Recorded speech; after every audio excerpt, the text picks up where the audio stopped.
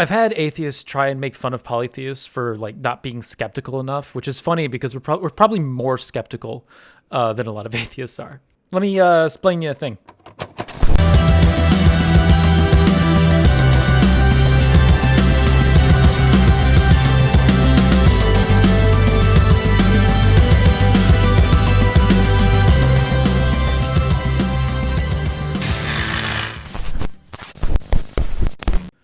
So there's a big conversation in the debate between atheists and theists around the word certainty, that one cannot be certain about the gods, and that it seems to follow from this that if there's any uncertainty, that the gods should be dismissed until proven. Well, certainty, at least used in this way, is a terrible metric, because then we can't really believe anything.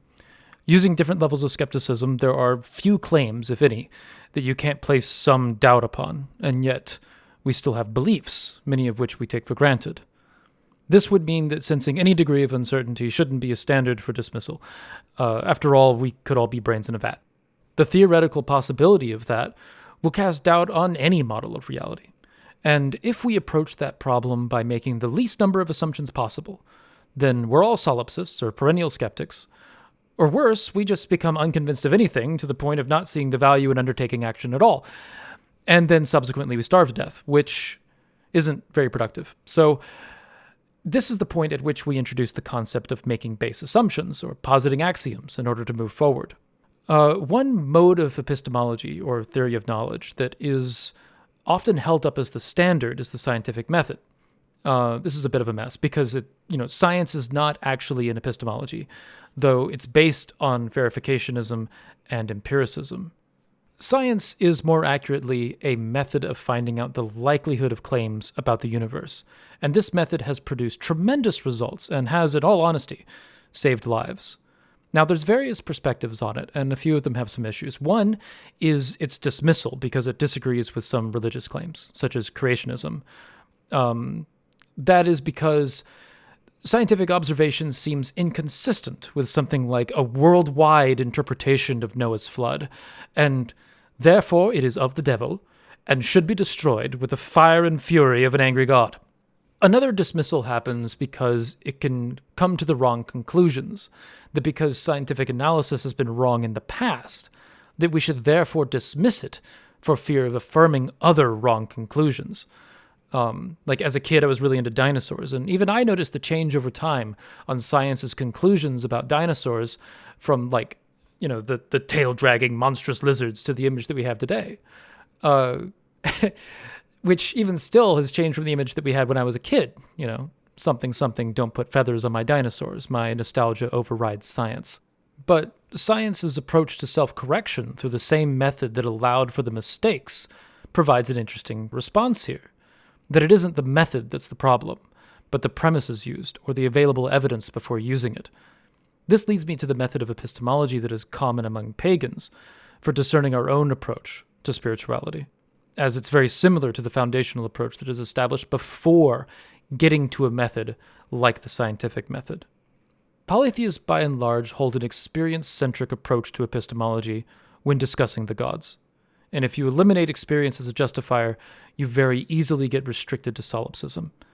And since we don't really take solipsism seriously, nor does it cohere with our intuition of the world, we should probably accept experience as a justifier. That being said, the language we typically build around it centers around three acronyms: UPG, SPG, and VPG. And I'll go through each of them, their value, and their pitfalls. The first stage is UPG, which stands for Unverified Personal Gnosis. And this covers any non-transferable personal experience, which is arguably all experience. But within the context of this usage, we're talking about what would be considered a spiritual experience. The overwhelming sensation of the external presence that can happen during ritual, or honestly any other part of one's life. UPG extends as well to personal intuitions in interpreting those experiences, dreams, or even written accounts. It's important to note here that some usages of UPG are restricted to divinely revealed knowledge, being messages from the gods.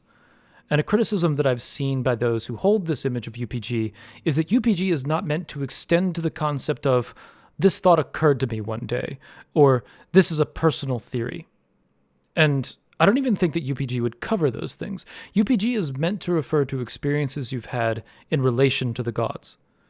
And I would count, for example, the association of an overwhelming protective experience with Thor to be an experienced UPG. But UPG cannot get you as far as to say, Thor likes your revisionist history. It can only get you as far as saying, you had an experience with what you interpret as Thor. Someone extrapolating out of that presence specific opinions about their day-to-day life might overstep what UPG can grant, and certainly too far, with what others should believe about your experience. UPG covers a wide array of claims, varying from the straightforward to the absurd. And while it can be tempting to dismiss UPG on the basis of its simply being UPG, it is important to note that non-transferable personal experience is the foundation of everything we know, even outside of the realm of spirituality. Anything that is experienced, essentially, starts as UPG. And while it shouldn't be dismissed out of hand, it also should not be accepted out of hand. Arguably, the conscious existence of the individual is justified simply by experience, making experience a justifier at least for personal belief. This is summed up in the statement, I think, therefore I am. So one might be justified themselves in believing their own UPG, but that does not mean that anyone else needs to accept it, believe it, or even respect it. I've come across one example of UPG lately that involves a particular person in the polytheist community named Sanion, trying to justify the wearing of a Nazi symbol because Dionysus told him to wear it in a dream, which is UPG that I think fails on a number of levels, but more on that later.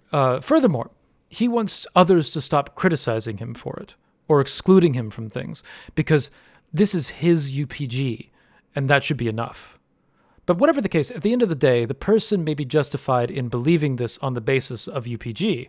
However, that doesn't mean that I need to believe him, even provisionally. And it especially does not mean that his wearing of a Nazi symbol is somehow immune to criticism. Because even assuming the case that the deity told him that this was a good idea, the celebration of a symbol originating with the Nazis, or listening to a deity that seems to want to revive a Nazi symbol, has its own fairly obvious problems. But that gets into the interrelationship between the interpretation of UPG, latent Christianity, and pagans accepting divine command theory, and the assertion of one's own UPG over others without justification. But the bottom line is that UPG does not give someone justification to assert something as fact, or demand that you accept it. And as soon as they do, they're crossing a line. And even the demand of respect in the light of UPG is relative. In this particular case, that respect and provision simply isn't granted, and is a good example of when to deny that respect. There are other softer cases in which respect can be granted to the point of one calling their experiences a form of truth. Let's say that one does a ritual to Fortuna, goddess of luck, in the hope that a particular deal goes well for them, or a soldier gives sacrifice to Thor before defending a town, and either of them feel a presence in the ensuing acts. Or, more commonly, one is on a hike and is stopped in their tracks by a fleeting moment of what they attribute to be the presence of Gaia. That person would be justified in saying that they believe a deity was looking out for them, or in the case of the hiker, simply present. But because these experiences are not transferable, it's only justified for them. It doesn't quite work by itself in saying that someone else needs to agree with you, but respect for UPG can be granted in these cases. This is often what's meant when someone says, it's true for me, but it may not be true for you. This leads us to SPG, which is where things start to get interesting. Let's say that 5 people wind up having the same UPG experience, and they discuss it with understanding. Together, they turn that UPG into SPG, which is shared personal gnosis. To relate this to science, this would be the difference between one person making an observation and many people making the same observation.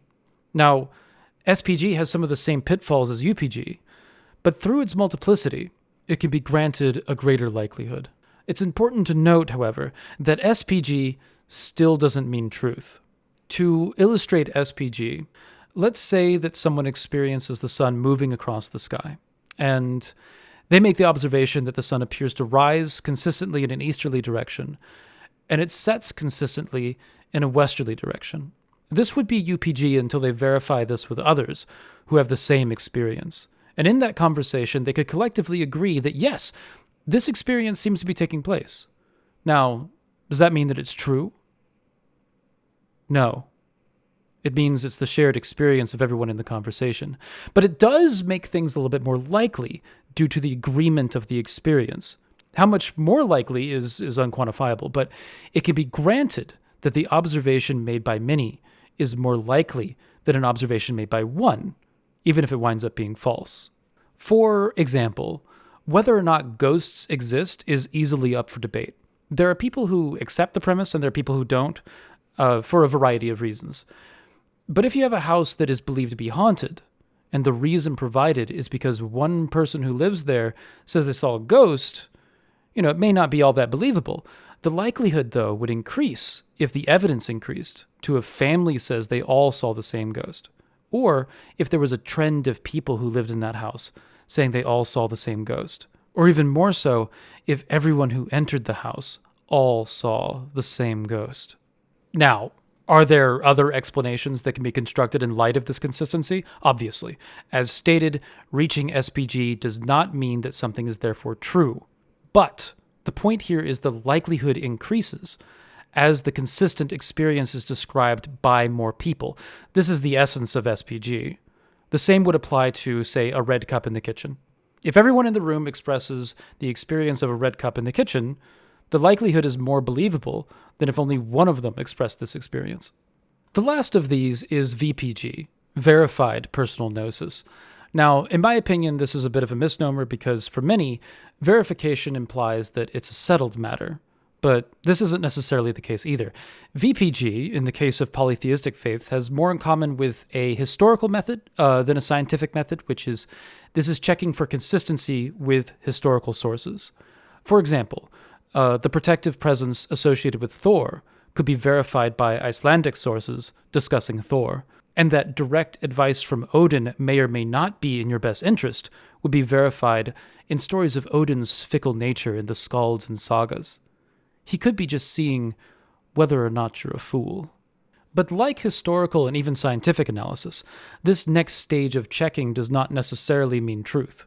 In the historical process, we might compare a find with several weapons in a bog with the description of a battle, or conclude that a find is a burial due to the descriptions of burials in an ancient story describing a burial. But this consistency still doesn't lead to truth, which is a constant struggle in archaeology, especially with prehistory, where that comparison with written sources becomes unavailable. Notoriously, every question answered in prehistory just leads to more questions. Let's take the sun crossing the sky example from earlier, and let's say that same group of people do a series of experiments and discover that a more consistent model to explain their experience is that of a little blue planet careening around the sun and giving an impression of the sun moving across the sky. This explanation follows from their experimentation, and yet it still doesn't mean that it's true. Firstly, there may be a better model that hasn't yet been discussed, but secondly, it's still simply verification built on the collective experience of the people performing the experiments. Because there's no way for them to perform any experiment except through experiencing the process of the experiment. And as we discussed earlier, even shared experiences doesn't mean that it's true. But VPG would, again, increase likelihood. If through this you find that truth is extremely hard to access, welcome to the annoying discussions around epistemology and trying to figure out anything about reality. But let's make it even more frustrating, because, we want to do that. We see points in which VPG undermines the validity of UPG in the first place with respect to the gods, because we see points where VPG discusses how the gods can lie. To expand on this, I'll let my friend Aliakai explain this from a Hellenist perspective. Hello, everyone. Even if you're not a mythic literalist, there's a lot of stuff in Greek mythology that can lead to conclusions about the gods and their ability to lie. For example, in Theogony lines 19 through 27, Hesiod has a lot to say about the Mosai, or the Muses as most of us know them. And one day, they taught Hesiod the glorious song while he was shepherding his lambs under holy Helicon. And this word first the goddesses said to me, "The muses of Olympos, daughters of Zeus who holds the aegis, shepherds of the wilderness, wretched things of shame, mere bellies, we know how to speak many false things as though they were true, but we know when we will to utter true things." We see that the muses can tell lies and truth with equal ease. When you think about it, goddesses who focus on inspiring art would need the ability to lie. If everything ever written, drawn, or created had to be true to life, then fiction wouldn't exist, and neither would any style other than ultra-realistic. In other words, we'd live in a pretty boring world. Extend that to the gods in other capacities, such as those in charge of war, trickery, or theft, and suddenly you can see why absolute truth from the gods would be a silly assertion, even if you ignore the question of whether or not a god who can only tell the truth has free will. Aliakai is a fantastic new Hellenist YouTuber that you should definitely check out. Her links are below. But Odin, notoriously in the sagas, withholds information, gives half-truths, and sometimes even arranges the death of people that are devoted to him. And while Odin can be seen as a special case, as a deity that forges his followers like a smith beating a sword, the fact remains, as Aliakai explained, that nothing stops the gods from lying to you for one reason or another. Freya, too, is described as causing discord between humans and creating war, and even Yahweh sends spirits to lie for him in the Bible, or provides prophecies that do not come to pass, such as the case of Nineveh's destruction or the conquest of Moab, foiled by Chemosh. So, just because you have UPG doesn't mean that it's a message from the gods or any particular god, and it doesn't mean that it's true. And even if it ontologically is a message from the gods, that doesn't mean that it's a message that is accurate or truthful. It might mean, however, that it was intended for you for whatever reason. But those reasons might mean that it's not in your best interest to take it at face value. I want to point out that in light of this, you are under no onus to believe your own UPG.